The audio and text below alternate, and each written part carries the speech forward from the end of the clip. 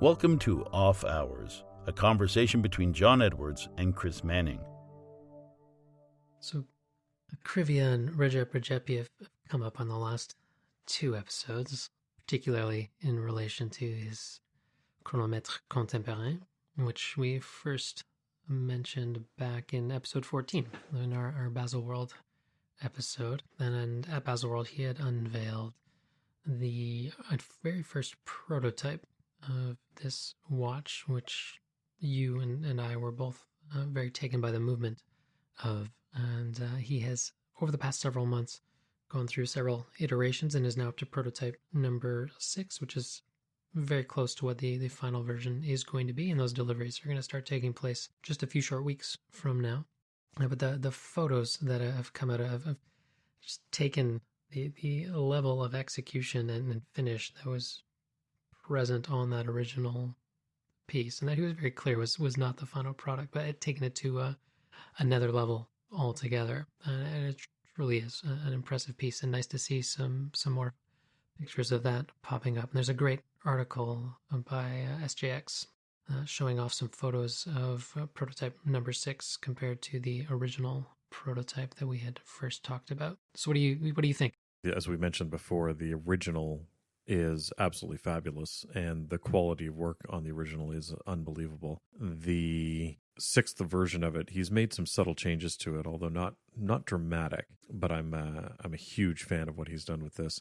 I have to say, this is maybe the nicest movement I've ever seen from a design point of view. Mm-hmm. I don't know that I've ever seen a better balanced movement just from an aesthetic point of view than this. So I'm a huge fan of this. It would be lovely to see one of these in person, but the photos, fortunately, on SJX is this article is just, they're unbelievable. So you almost don't need to see this thing in person because these photos are spectacular. Now, one noticeable difference between the two is that the prototype number 6 doesn't have any anti-reflective treatment on the display back. So there's a noticeable difference in the quality of the photos between the two in that respect. But even still, with the way that they've been able to angle the camera and capture a bunch of these photos, it really is an impressive piece. Dufour level finishing, Votiline and level finishing on, as you say, a beautifully balanced and conceived movement. Absolutely. And this is the sort of thing that I look at and realize that my ideas for my own designs for watch movements need to be reconsidered, because this is bringing movement design to a whole other level. You've got to up your game. Absolutely. I have a new target to reach. Now, one thing I was curious about on the original, and that remains a bit of a curiosity for me, is how the stud for the hairspring on the balance wheel is actually being fixed underneath the balance cock there. There aren't any angles that make it clear to me exactly what he's done there or how he's performed that.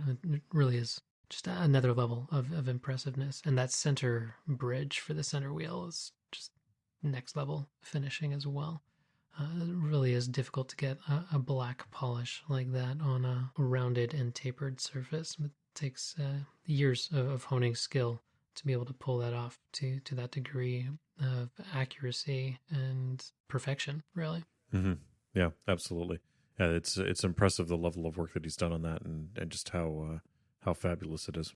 And the inner angles on all the chamfers, really well done too. He's polished the spokes on every single wheel in the gear train, and a nice little touch too that adds to the symmetry of the movement, as he's been able to nestle the escape wheel down underneath the balance, which is something that Voutilainen, can't really say that Voutilainen did it, but on his initial Observatoire series that were based on the Peseux 260, it has a similar configuration where the balance wheel, in order to be nice and as big as possible, actually runs over top of the escape wheel. Another nice refinement I noticed on the Akrivia piece is the way that center bridge actually integrates under the main bridge that is holding the barrel down in place. On the very first prototype, there was a more defined difference between the two. Looking down from the top, it looks like the center bridge just sort of melts right into that main bridge for the barrel. But they are, in fact, two pieces. And on the very first prototype, the finish wasn't quite as flush between the two when you take a look at the edge. But on prototype number 6, it is very close to a seamless meeting of those bridges. The other thing that I would say was almost mysterious to me in the original images that I saw of the first prototype was that the balance wheel just seemed impossibly close to the center wheel and the fourth wheel or second wheel, depending on your school of thought. But essentially, the center wheel there would be going straight up through and driving the minute hand directly, and then you go straight down from that wheel to 6 o'clock. You've got another gear in the gear train that's going to be driving the seconds hand, and the balance wheel seems just to be colliding right into the pinions for each of those wheels. But a couple of the shots here in this article from SJX actually show that Recep cut away the pinion so that the balance can run freely back and forth there. But again, just a really nice, refined touch there, and just really adds to the overall balance of the aesthetic. In the vein of pieces that we've been looking at and sort of seeing high-res imagery of and sort of disassembling, I've been going back and looking at some of the videos that Peter Speak-Marin has been producing in conjunction with the Watches TV. They've been doing a series of videos called Don't Try This at Home, where Peter disassembles watches and does a running commentary of some of the movements as he's doing that deconstruction. The episode I was most impressed with recently is when he takes apart one of McGonagall's minute repeaters. He doesn't do a full disassembly on it, but he disassembles a lot of the really critical components that have to do with the minute repeater portion. And that's quite an impressive watch, being able to see the internals and listening to him talk about exactly how it's designed and what's going on. And again, a very beautiful movement, the way that it's designed. A couple of very unique aesthetic design decisions. Some of them end up becoming practical design decisions as well. And he actually had, I think it's Stephen McGonagall, there chatting a little bit about it and being able to sort of help with some of the disassembly. So if you haven't seen that and you want to see what a truly high-end watch looks like as it's being disassembled, this is a really great chance to see it and get a slightly different view of it. Something that's that you don't quite get when you're just looking at static photos of one of these movements. Yeah, it really is a different picture altogether when you're able to see it in action, particularly with something like a minute repeater. And if I recall correctly, I believe the base caliber that the McGonagalls are using was developed by Christophe Claret, who's another independent watchmaker who has done very well for himself over the years. And I believe at least one of the brothers worked for Claret for a time. Yeah, I think that may be the case. Probably the most important thing about this that I like is I like hearing Peter's commentary as he's disassembling it, because he has some interesting insight into how and why things were designed the way that they were.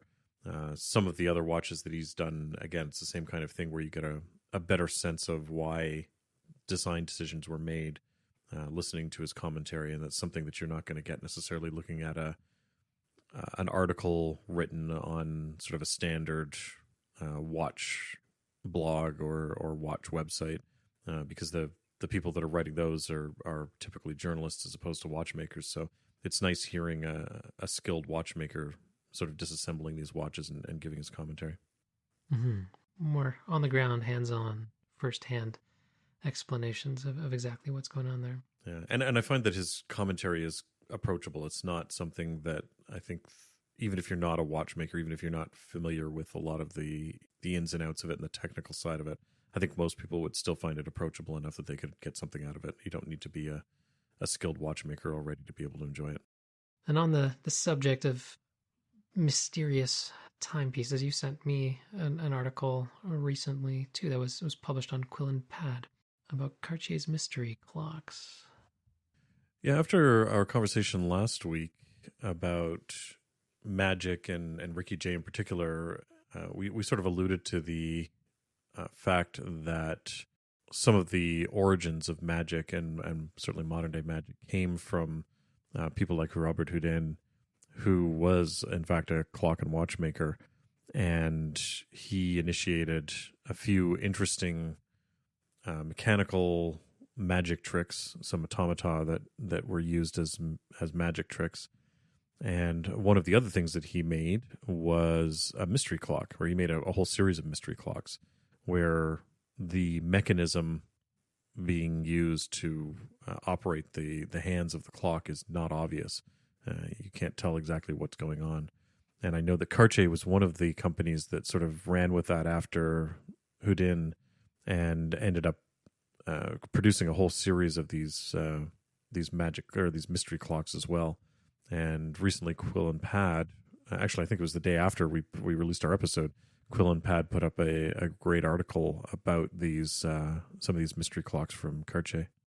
Yeah, Robert Houdin's legacy truly is an impressive one, both in the world of magic and in the world of horology. You can see his fingerprints on things just trickling down over the centuries. And Cartier certainly is one of the foremost clock and watchmakers to have picked this concept up and run with it. And surprising to me is that there often are gimmicky dollar store level versions of things that come to market. And I have yet to see an inexpensive mystery clock come to market that I've been able to find readily, at least. So this is still something that's reserved for the well-to-do in most cases. There is a quartz watch that I've seen from Quinting, but it's still quite an expensive piece that has a mystery dial in it. And just to describe for the listener what we're talking about here when we say a mystery clock, essentially what you have is what looks like a pane of glass just sort of suspended there in the air, or the pane of glass kind of gives it away a little bit, but the ultimate effect is that you have an hour hand and a minute hand that are moving and keeping time, but do not appear to be fixed to anything else whatsoever. It really is quite an impressive feat of skill and engineering to be able to pull something like this off. And one of Houdin's most incredible pieces is actually one known as the Triple Mystery Clock. And it is a glass dial that is suspended by these tiny little supports. We'll call them arms of gold. And those arms of gold are suspended up on a glass rod, which is then supported in a base that appears to be not affixed by anything more than, I guess you'd call them a series of maybe sphinxes and dragons characters around the base of the clock. And there doesn't appear to be any possible way for these hands to be driven by anything. But sure enough, they are, and they are keeping time. And if I understand correctly, I believe the particular example of triple mystery clock that you and I have been passing back and forth for a bit is actually for sale. But it's at the sort of price where if you have to ask, you probably can't afford it. Yeah, I wish I could afford it. And of course, as I mentioned earlier to you, I would probably want to take it apart and see exactly what's going on here. It's certainly an impressive piece. There is not a lot of room for, I mean, I understand the principle behind it, what he's doing and how he's made this, but he has not left himself a lot of room for actually accomplishing that task. So the fact he's been able to do that in such a tiny area and be able to drive the hands, because the base of it is clearly where the clock mechanism is. That's where you wind it. That's where the mainspring is located. The fact that he's able to drive those hands through, as you say, this clear rod and up through the base where it doesn't appear as though you should be able to is incredibly impressive. I'd love to see a deconstruction of this. So, Peter, if you're listening and you can get your hands on this, it would be great to see that on the Naked Watchmaker. And this, if I understand correctly, I think this is one of 6 of this particular design. He made a number of them. I know he made a number of mystery clocks throughout his career, but I think this particular design with the clear pillar, I think he made 6 of them. So this is one of those. Taking things a level up from there, miniaturizing these mystery clocks into wristwatch form is quite a feat. But then to take that a step further even and to make mystery tourbillons is another level altogether. And brands like Cartier and Jaeger-LeCoultre and Tiffany's have all made examples of mystery tourbillons before. And the first of these that I'd ever seen was a pocket watch by Tiffany that they've dubbed the Oracle, that has a T-shaped tourbillon that seems to be suspended in the middle of nothing. And it is actually the tourbillon carriage, and it is what is responsible for the watch keeping time. And then Cartier's take on that as well with the Astro Mystérieux timepiece that they debuted a few years ago, then takes that concept and the whole idea of a mystery piece and fuses them together with a tourbillon that's actually functioning as a hand of the watch, and that, of course, being a mystery piece, is also looks like it's suspended in the middle of nothing. So these are all really challenging pieces of horology to both conceive of and to execute well on. And then at the end of the day, for them to keep good time too is likewise impressive. And then a similar vein in terms of how it functions, the golden bridge that Vincent Calabrese created uses a similar technique. I think he's using clear sapphire to support his bridge, but he's created a mechanism where it seems to be floating in the middle of this watch case, and he's using a similar idea and technique to what Houdin and Cartier were doing for their mystery clocks. He's just using it in a slightly different way. So again, same idea, creating this sort of floating watch mechanism, and it's quite impressive seeing what he's done with that design as well. That's a big part of how he's made his name over the years, is with these watch mechanisms that appear to float between the case of the watch, whether it's a Pegasus or someone's initials or what have you. He has had all sorts of designs, and as you've alluded to, was also the creator of the Golden Bridge, for which Corum is well known. The Golden Bridge itself, to me, doesn't quite fall in the same class, because while it appears to be suspended in the case, there is a distinct point where the crown protrudes from the top or bottom of the case and meets the mechanism itself. But it is still quite a feat as well, producing that piece, because it's the big challenge there is actually getting the gear train to run well in a straight line like that, because the gears don't tend to want to distribute energy consistently for a long period of time in a straight line like that. You generally get better performance architecting the flow of energy in more of an arc, because the gears themselves are turning in an arc-like fashion. And if you're interested in seeing more about his particular design and more about the Golden Bridge in particular, Elizabeth Dewar, she wrote a book specifically about this called Bridging Art and Mechanics, the unabridged story of Corum's Golden Bridge. So we'll put a link to that in the show notes as well. It looks like an interesting book if this particular design style happens to interest you. Now, Houdin was known for far more than just his mystery clocks. You mentioned last episode the film The Illusionist, and one of the key parts of that story, in a sense, is based on an automata that he created, wherein a tree would appear to bear leaves and then bear fruit, and he would be able to pick an orange off the tree and actually hand it to someone to eat. And that trick features quite prominently in The Illusionist, and that was derived from an automaton that was created by Houdin. Houdin created a few different automata that are designed specifically as magic tricks, and that happens to be, I think, probably the most interesting of them and the most impressive of them. having this orange tree flower and then produce oranges that you could eat. And then, of course, the final part of the trick is that the orange at the top is fake, and it opens up to reveal these butterflies that rise up and carry a handkerchief, which usually has a ring that was taken from one of the audience members.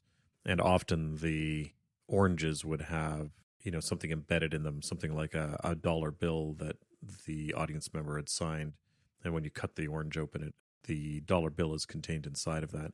So it's quite an impressive trick, and it's interesting to see. And I can imagine in the 1850s when he designed and made this, that it must have seemed like, like magic. Like, it must have seemed completely unbelievable for the audience to be able to see that and not have any clue how this was done, because of course at the time clock mechanisms were still relatively foreign to a lot of people. They didn't have a lot of understanding about how they worked, and they probably wouldn't have seen the inside of a clock mechanism and how that gear train worked and things like that. So the idea of this tree on stage functioning like this must have been quite amazing for people to see.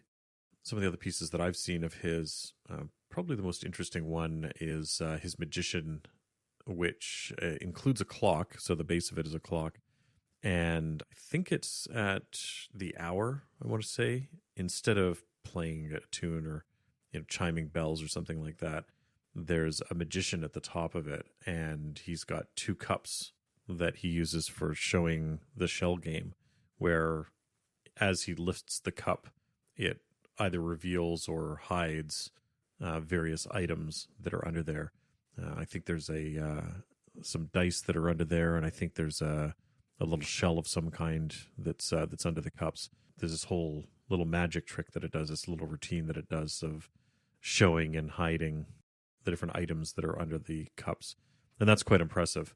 One of the videos that we'll include a link to in the show notes actually includes a little bit of video showing the mechanism itself inside and some of the cams that are being used to actuate the magician on top of this clock, and showing how it works. It's quite impressive seeing what he's done with it and how he's managed to design this. Yeah, very meta to be using an automaton to do a magic trick when automata were being used to perform actual tricks by magicians of the day. Mm-hmm. And there were a number of different things that automaton were doing. They were often trying to recreate real life, and so you see examples of dolls smoking in realistic ways, and obviously birds and things like that. I think those were more of a philosophical attempt to try and sort of recreate living things. These were being done intentionally as ways of fooling people and performing magic tricks for people, which I think is taking it to a whole other level. That's because some of them are very, very convincing. I know if you go through Ricky Jay's 52 Assistants, one of the tricks that he does in that uses an automaton to reassemble a torn card. And I'm not sure if it's an antique one or if it's one that he had made and is just made to look antique or not. Unfortunately, I've never been able to find a lot of details about that particular machine. But it's quite an impressive trick watching him do it. And it will sit there and reassemble this, this card for you. And it's quite an impressive little trick that he does. Mm-hmm. Yeah, it's a neat trick. Yeah, it's an impressive magic trick even when you just do it by yourself. But having the machine do it for you is taking it to a whole other level.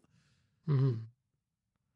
Yeah, the way that the machine pulls it off is what I find impressive about it. Yeah. Again, another thing I would love to be able to get my hands on and see exactly what it's doing and how it's doing it. Yeah, I mean, even Vaucanson, who we touched on his lathe a couple episodes back in episode 29, his pooping duck, which was an automaton, in itself was, in a sense, a magic trick, because the the food was not actually being digested. There was a bit of sleight of hand at play there in that what was coming out the other end of the duck was something that was already in the duck and was planted there beforehand. Another of Houdin's inventions that I appreciate is a deck of cards he created known as a protean deck. I've only ever had very brief hands-on time with one, but you're able to almost morph a deck before the eyes of someone several times over. And I have a much simpler version of this deck known as a Svengali deck, wherein you can have what appears to be a very normal deck, and you can rifle through the cards, and every single card looks different. And then with a very simple motion right in front of the eyes of your audience, you're able to have them select a card, place it back in the deck, and poof, all of a sudden the entire deck becomes their card. And Houdin had a variant of this that was a little more advanced than that. But these fall in the category of gimmicks, and I know you're more of a purist when it comes to your sleight of hand magic, but I appreciate the way that these decks work, and it's quite clever in the way that they were conceived. And I don't know if Houdin was also the progenitor of this particular style of deck to be able to perform these feats. But if he wasn't, he was certainly one of the early adopters of this style of deck of cards. In my case, it's not as if I have disdain for gimmicks. In my case, it's just because I know that I'm not organized enough to keep a set of gimmicks around to be able to pull off a trick at any time. I'm certainly not like a Ricky Jay where I'm going to be prepared in the shower to be able to pull off a magic routine for people. So that's the reason why I've always avoided trying to learn anything with gimmicks, because I know that I would never have the gimmick on me to be able to actually perform it. But some of these gimmick decks of cards and whatnot are quite impressive the way that they're designed. Some of them are incredibly devious the way that they've been designed to work. Mm-hmm. Part of the skill in being able to make use of a gimmick in any sort of magic work is the sleight of hand required to transition from a gimmick to a fully inspectable prop or deck of cards that you can hand to someone. Yeah, absolutely. There is definitely skill in being able to use these gimmicks. It's not a foregone conclusion that just because you have a gimmick deck, for instance, that you'll be able to pull off a trick. You still have a lot of work to do to be able to pull it off convincingly. Now, while Houdin certainly was not the earliest magician by any means, he had probably an oversized influence on magicians that came after him. Who are some of the people that you know of who were directly influenced by him? In terms of directly influenced, there are two in particular who pop to mind. One is Georges Méliès, who's a cinematographer and magician and horologist, upon whose life the film Hugo was based. And the other, of course, is Houdini, who very literally just took Houdin's last name and threw the extra I on the end there. And the two of them, I would say, were very strongly influenced. And of course, countless other magicians through the ages have been inspired by Houdin and his work. But I find Méliès to be an interesting character. He created a lot of the early sort of quintessential silent films that people know of, like a Trip to the Moon or An Impossible Voyage, that were very, very whimsical and out there sort of films or experiences that brought to the big screen what would have seemed to be absolutely impossible back in the day. And I think a large part of that was likely due to his background as a magician. And he had a tumultuous life from what I know. But he certainly had his own impact on things as well, and throughout. And he sort of kickstarted, I would say, the Hollywood that we now know. Because prior to his work, there really wasn't much in the way or of what you could see the seeds of say, a blockbuster film in. And I think he, in a sense, planted those seeds. In terms of modern Hollywood itself, a lot of people often ask me what I think about the movie Hugo. And um, from a horological perspective. I don't have very many good things to say about, but it's from a horological perspective, it's not really founded in reality. Right. From an Yeah. actual clock and watchmaking perspective. But in terms of the filmography angle, I appreciate that, and then the magic side of things too. An automaton happens to feature very prominently in that film too. So I guess sort of everything we're talking about was wrapped up in Hugo. Yeah, it was an all right film, but Mhm. horologically speaking, not the most accurate. Right. As you say, the link between magic and movies is extremely important. I know a lot of people, they sort of dismiss the use of visual effects and things like that to fool people and to do things that you couldn't do otherwise with practical effects. But really, movies were just another continuation of magic and illusions and sleight of hand, and it was just another way of convincing people they were seeing something that wasn't actually happening. So really, that all is intertwined, and even though nowadays we're using computers to do that sleight of hand, it really does all come from that original influence of magic and how to convince people things were happening. Because you see examples of apparitions and things like that being projected onto smoke and things like that as a way of convincing people of specters entering a room and whatnot. So a lot of the early use of movies and projection was coming from this world of magic and subterfuge that magicians were trying to they were trying to use the latest technology to try and convince their marks of what was going on. Yeah, I don't personally know of any films that I can think of that would be considered to have had special effects or visual effects in them prior to Mélier's work. In a sense, he's the grandfather of visual effects in film as well. There's a whole ton that could be said about Houdini and his life and the mark that he left on magic, and of course the multitude of magicians that he inspired through his work and his life.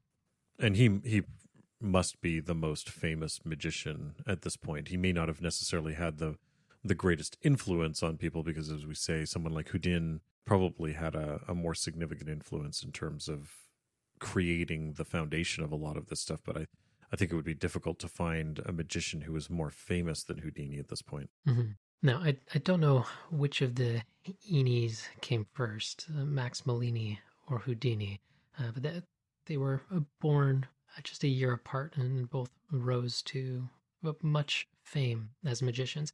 And as you said, Houdini is likely the most famous of all magicians, but Max Malini was quite the magician in his own right. And I wouldn't be surprised at all if Houdini happened to have got wind of him, and the name Houdini is a mashup of Houdin and Malini. But there's no question that the real inspiration for the Houdini name came from Robert Houdin. But Max Malini was a magician that Di Vernon, who we mentioned in the last episode, and Ricky Jay both looked up to quite a bit. And he traveled the world and was brought to perform before all manner of kings and czars and presidents and what have you. And he was very well known for his sleight of hand. Something you mentioned last episode, coupled with just a couple of other things through the week, a trick that he was renowned for that fooled Di Vernon, that Ricky Jay was later able to perform for a journalist. My subconscious mind, for whatever reason, managed to fuse some thoughts together, and I think I've cracked that trick that had Di Vernon thrown so badly, and then that had tickled Ricky Jay for a number of years until he was able to perform it for that journalist who reminisces upon the trick in the documentary Deceptive Practice. But essentially, the trick, the way that Max Malini performed it, and another interesting sidebar with Malini, he was actually born Max Katz, and that is the the same name that Ricky Jay's grandfather had. And Ricky Jay's grandfather is the reason that Ricky Jay got into magic, and some interesting overlap there. So you can kind of see why Ricky Jay would have looked up to Molini the way that he did. But back to the trick. It was performed at a dinner table later into the evening. He would take a woman's hat and spin a coin on the table and slam the hat down on top of it and ask the lady whether it was heads or tails. And whatever she said, he'd pick up the hat, and sure enough, it would be what she called. And he would spin the coin again and slam the hat down on top of it. And again, have her call heads or tails. And he would lift the hat, and there would be a block of ice under the hat. And everyone would just be, where the hell did this block of ice just come from? So, Dai had no idea. Ricky Jay had no idea. But between all these different elements, I think what is at play here is that it wasn't ice in the way that we would normally think of ice, but rather it was. I'm not giving away secrets here because the real secret isn't being able to conjure this up. But I think it's a piece of dry ice, which is essentially solid carbon dioxide, and we call it dry ice because it doesn't melt into a puddle the way that normal ice made from H2O does. Yeah, as dry ice melts, so to speak, it doesn't leave a puddle. It evaporates into gas, doesn't it? Mm-hmm. Yeah. So as long as you're adept at conjuring objects, you could actually keep a piece of dry ice around, and a sizable block of it too, if you wanted to, without it melting or leaving any trace, really, apart from it being quite cold to keep on your person. But dry ice, as a general rule, will sublimate at a rate of about 1% of its volume over the course of an hour. So if you have a big enough block of it, and you're good for quite a period of time. Although that would be incredibly uncomfortable to try and keep that hidden for any length of time, because that would be rather cold.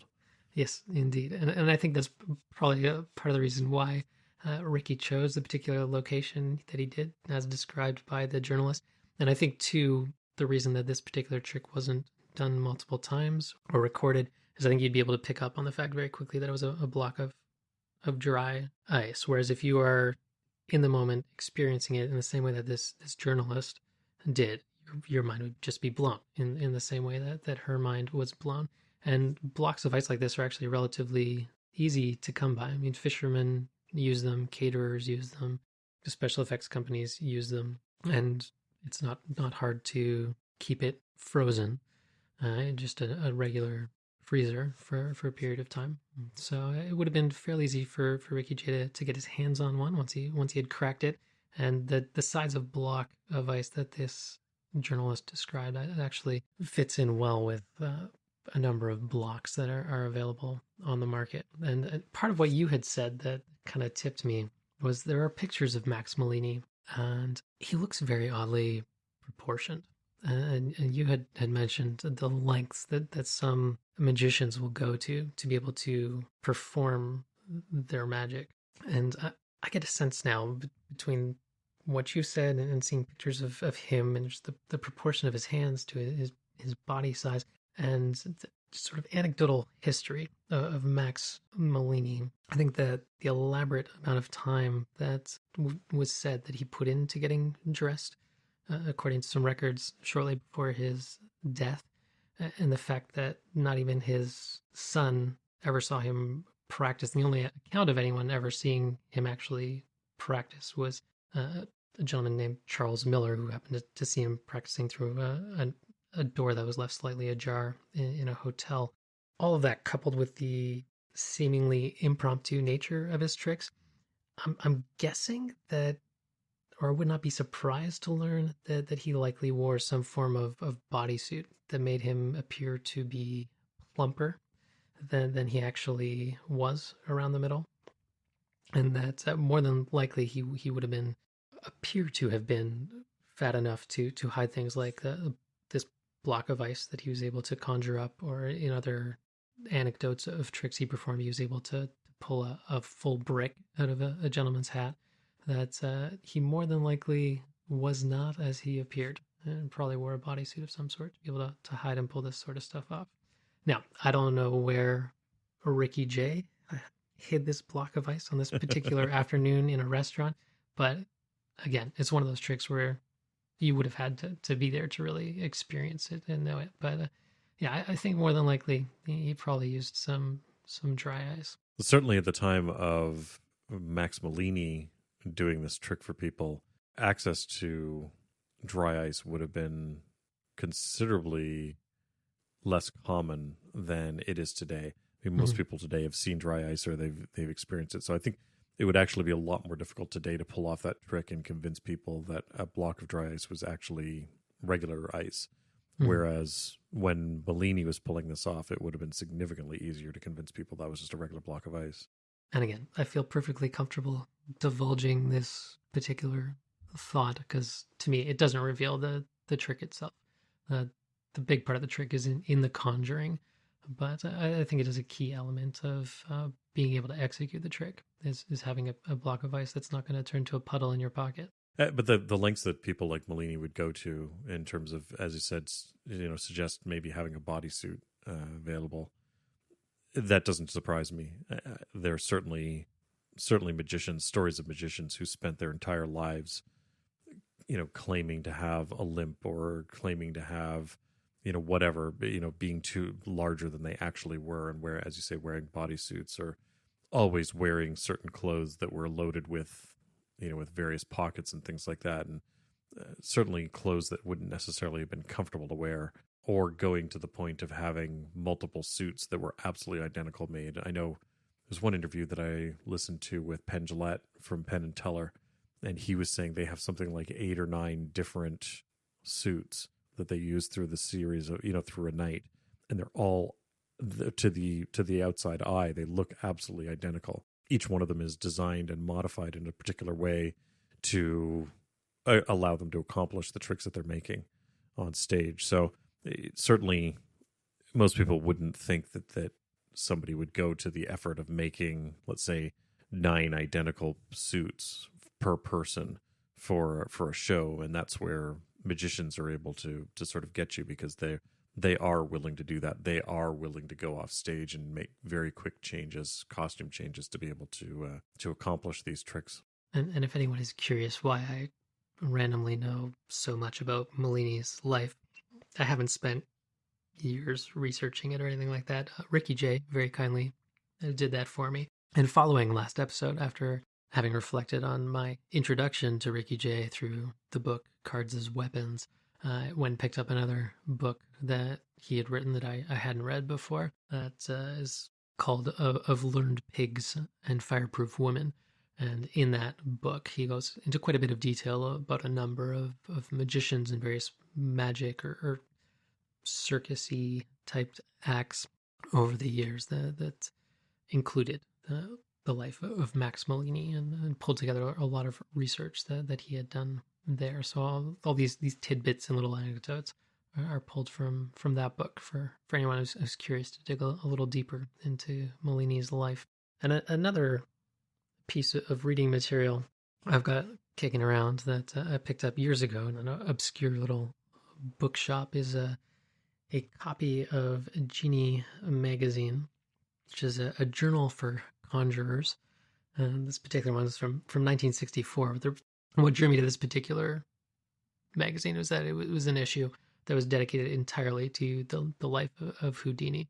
And inside it, there's all sorts of neat tricks and insights and anecdotes. And the part of it that I appreciated most, working around a whole bunch of jewelers and people who work with their hands, were a collection of Houdini's rings. In Deceptive Practice, the film we spoke about last episode, Ricky J actually commends Houdini and how much he appreciated the fact that he could just walk into a house empty-handed and then just start performing tricks. And the reality is Houdini never really went anywhere empty-handed. No, he looked empty-handed, but he had stuff hidden on all sorts of places. So some of these rings are quite neat. And they came in particularly handy for things like his escape tricks and whatnot. But it is impressive what his suppliers, if you will, his Q branch was able to supply him in his rings. And it's neat to be able to see those. So that was volume 29, number 2, the October 1964 edition of Genie magazine, which is still in print and is probably one of the largest bodies, if you add it all up over the years, of work collected and writing collected on the art of magic and sleight of hand and conjuring. Yeah, I know one of the other stories of preparation that Houdini would make that I'd heard about years ago. He would do these tricks where he was completely naked and, being bound up and or being put into a cell or whatever, and he would be able to escape. And one of the stories I heard was him having fake scars that he had lockpicks hidden under. So he would actually spend hours preparing for these tricks where you would have these scars, and he had to make sure that the scars were identical all the time. So anybody who saw him multiple times would actually see the same scars over and over again, but they were in fact fake scars. And he had his lockpicks and various ways of escaping, keys and things like that hidden inside of these fake scars. Well, that I did not know. That's, as you say, it's impressive the lengths that some artists will go to perform their magic. Now, you mentioned last episode that a number of the pieces of magic and sleight of hand in The Illusionist and The Prestige were actually performed and were not a result of any sort of movie magic. Do you happen to know any particular ones that the artists or the actors or actresses worked towards being able to perform? Well, I know in the case of The Illusionist, they actually do perform a version of Houdin's magic orange tree, and that is something that shows up in the movie.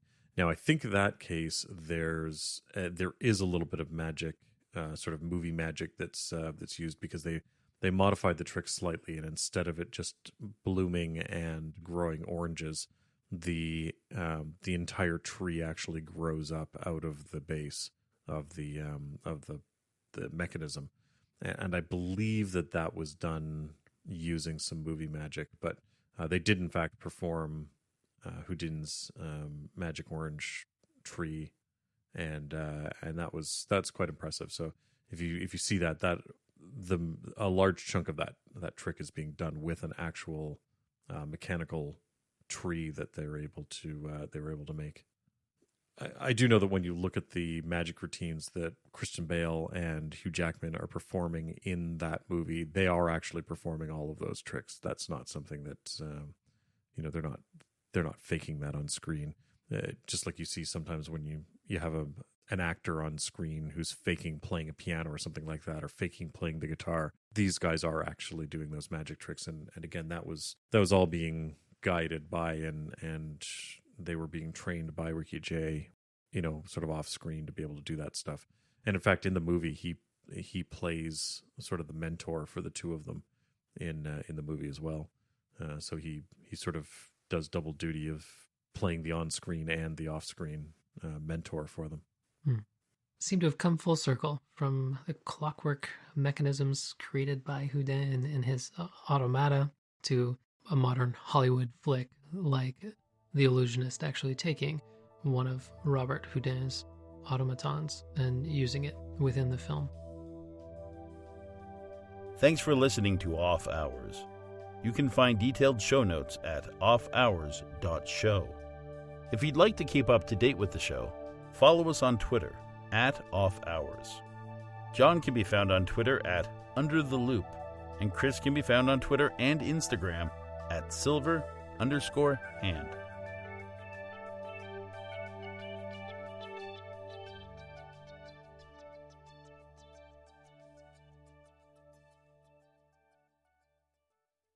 My printer's been driving me crazy. I think my resin may be bad because I've been having all these failed print jobs that shouldn't be failing. I'm not happy about, because I was trying to print some new lugs, and they weren't working out very well for me. You store it in a light tight container? Oh yeah. The containers they come shipped in are light tight, and these resins are also really susceptible to humidity. They're very hygroscopic. Yeah, even the FDM printers are quite susceptible to humidity as well. Yeah. And no, obviously it's not very humid now, but I'm wondering if maybe a little bit too much humidity got into it. So I've got a couple of other resins I'm going to try out and see if I can get them working. I wasn't very happy with that because I wanted to try and get those lugs printed so that I could do some casting this week. So you're gonna have to get brand new resin, or are you gonna take another shot at it? Well, I've tried this one particular resin a bunch of times and it's failing on me. So I'm going to try. I've got a couple of other different resins here that I'm going to try. I've got one that's it's a non-castable resin, but it's pretty much the easiest resin I've ever used for printing with. So we'll see if they fail, the print jobs fail with that, then I've got to figure out exactly what's going on. But if I suspect that that's going to work fine. So, and then I do also have another printable resin that I've used that I'm not quite as happy with as the one that I was trying to use. But if it works and this other one isn't, then I'm happy to switch to it, at least for this batch, and then I can buy some. The problem is that the castable resin is outrageously expensive. It's like $200 a liter, so it's not cheap. That's nothing compared to watch lubricants. You're right; it is nothing compared to watch lubricants, but you also go through a lot more of it than watch lubricants. I know, I was being facetious. Yeah, one of my print jobs probably uses a year's supply of your watch lubricants in terms of volume, or more. Like, I'm hard pressed to go through 3 mils. Oh, geez, I go through a lot more than that in a print job. Mm-hmm. Yeah, I've heard that Rolex's entire production for a year is just 10 liters of lubricant used. That's insane. Yeah, it's quite unreal. Yeah, that's crazy. I can believe it though when you look at the amounts that you're using. I can understand that. Yeah, absolutely. Well, I hope that you're able to get these lugs printed up and get some cast this week somehow or another. Yeah, the other option, I'm doing a retrofit on my tag mill, putting some ball screws on it. And so if I can't get this printer working, then I'm gonna finish the retrofit of the ball screws, and then I'm gonna mill them out of wax instead of printing them. Okay. But the milling isn't nearly as fast as the printing is, so yeah, if I can avoid that, that'd be great.